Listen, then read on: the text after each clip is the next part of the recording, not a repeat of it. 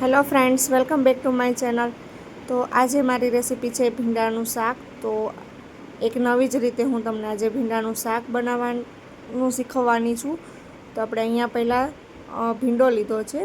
તમે ઘરના જેટલા મેમ્બર હો એ રીતે તમે ભીંડાની ક્વોન્ટિટીમાં તમે લઈ શકો છો.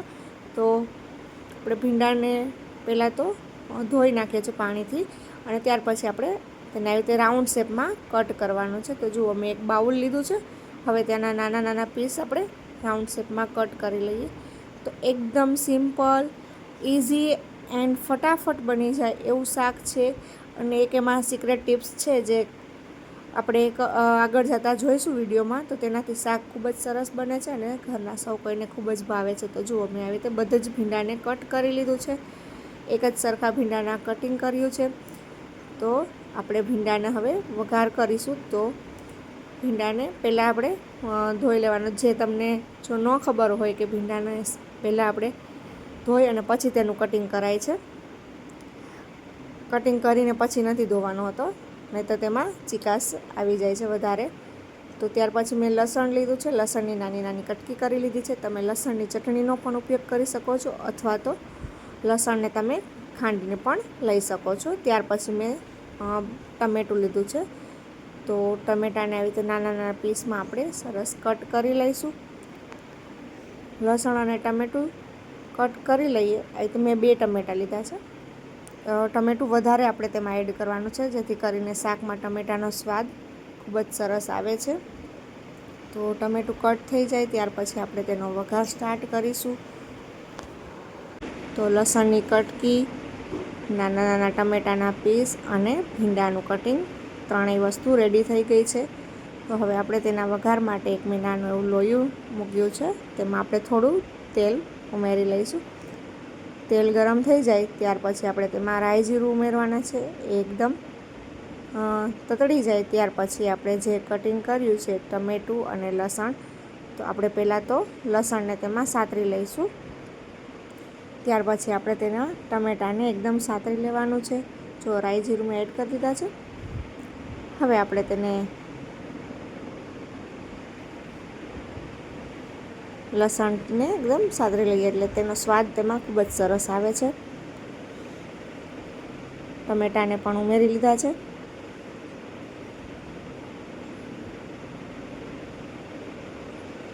એકદમ તેને સાતરી લઈએ ત્યાર પછી આપણે તેમાં મસાલો કરવાનો છે. લસણને પણ એકદમ સાતરી લેવાનું છે, જેથી કરીને તેનો ટેસ્ટ ખૂબ જ સરસ આવે છે.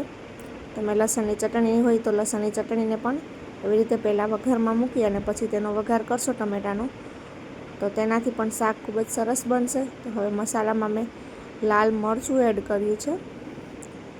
જો તમને પસંદ ઓછું હોય તો તમે લાલ મરચુંને સ્કીપ પણ કરી શકો છો. તો સૌપ્રથમ પહેલાં તો તમે એમાં હળદર અને મીઠાથી પણ વઘાર કરી શકો છો. પણ અહીંયા મેં ટમેટાનો વઘાર કર્યો છે એટલા માટે મેં લસણની લાલ મરચુંને અને લસણની ચટણીને એમાં ઉમેરી છે થોડી. જો ટમેટું તમે એડ ન કરતા હોય અને ખાલી લસણને સાતળતા હોય તો તેમાં લાલ મરચું પહેલાં ઉમેરવાનું નથી. તો ખાલી હળદર અને મીઠાથી જ તમારે તેને પકવવાનું છે. તો આ રીતે ટમેટું એકદમ ચડી જાય ત્યાર પછી આપણે જે ભીંડો કટિંગ કર્યું હતું એ ભીંડાને આપણે તેમાં શાકમાં ઉમેરી દઈશું. તો જુઓ, ટમેટાં એકદમ સરસથી પાકી રહ્યા છે. એકદમ ચડી જાય, પાકી જાય ત્યાર પછી આપણે તેમાં ભીંડો ઉમેરશું, જેથી કરીને એકદમ ઘાટો રસો જેવું, ગ્રેવી જેવું બની જશે અને શાક પણ સરસ સ્વાદમાં પણ બનશે અને ગ્રેવીવાળું શાક બનાવ્યું હોય એવું શાક લાગશે. જુઓ, ટમેટાં એકદમ સરસથી ચડી ગયા છે. આવી રીતે તેમાંથી તેલ પણ સરસ છૂટી ગયું છે. ત્યાર પછી આપણે તેમાં ઉમેરવાના છે. જો પાણી લાગતું હોય તમને ટમેટામાં તો ત્યારે આપણે ભીંડો તેમાં ઉમેરવાનો નથી. આવી રીતે તેલ છૂટું પડી ગયા બાદ જ આપણે તેમાં ભીંડાને ઉમેરવાનું છે. ભીંડો ઉમેરી અને સરસથી મિક્સ કરી લઈએ. તો સરસથી શાકને મિક્સ કરી અને પછી આપણે તેને એક થાળી અથવા ડીશ એમાં ઢાંકી દેવાની છે. અને ત્યાર પછી તેમાં આપણે પાણી ઉમેરી દેવાનું છે. તો મેં અહીંયા તેનો રસો ઘાટો કરવા માટે 2 ચમચી, જે સિક્રેટ ટિપ્સ હું કહેતી હતી, એ 2 ચમચી દહીં ઉમેરી છે, જેથી કરીને તેને ટેસ્ટ સરસ આવે છે. જુઓ, એકદમ સરસ ગ્રેવી બની ગઈ છે ટમેટાની. ગ્રેવી બની છે ને ત્યાર પછી જ આપણે ભીંડાને ઉમેરવાનું છે. જે પ્રમાણે મેં તમને હમણાં આગળ કહ્યું કે ટમેટાનું એકદમ ગ્રેવીવાળું શાક લાગશે, એવી રીતે આપણે બનાવીશું. જો તેલ પણ છૂટું પડી રહ્યું છે અને ટમેટાની ઘાટી ગ્રેવી જેવું પણ બની ગયું છે.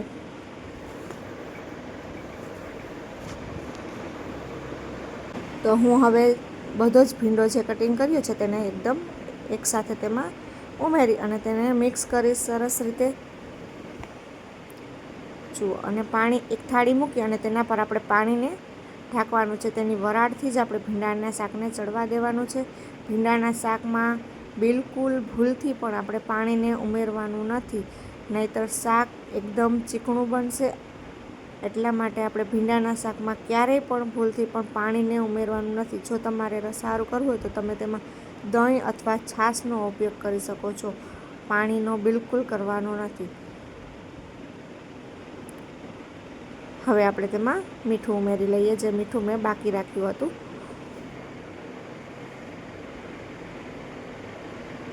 મીઠું રીતે ઉમેરીને આપણે 5 થી 7 મિનિટ થાળી ઢાંકી અને શાકને ચડવા દઈશું. તો આવી જ રીતે શાકને આપણે પકવવાનું છે. પાકી જાય એટલે આપણે 2 થી 3 મિનિટ આપણે શાકને ઢાંકી અને પછી જોવાનું છે કે ચડી ગયું છે કે નહીં. વચ્ચે વચ્ચે આપણે શાકને તેમાં એવી રીતે તાવીથાના મદદથી આપણે શાકને હલાવવાનું છે, નહીંતર શાક નીચે બેસી જશે. એટલા માટે તમારે આવી રીતે ઢાંકી અને રાખી નથી દેવાનું, પણ 2-2 મિનિટથી આવી રીતે ચેક કરવાનું છે શાકને.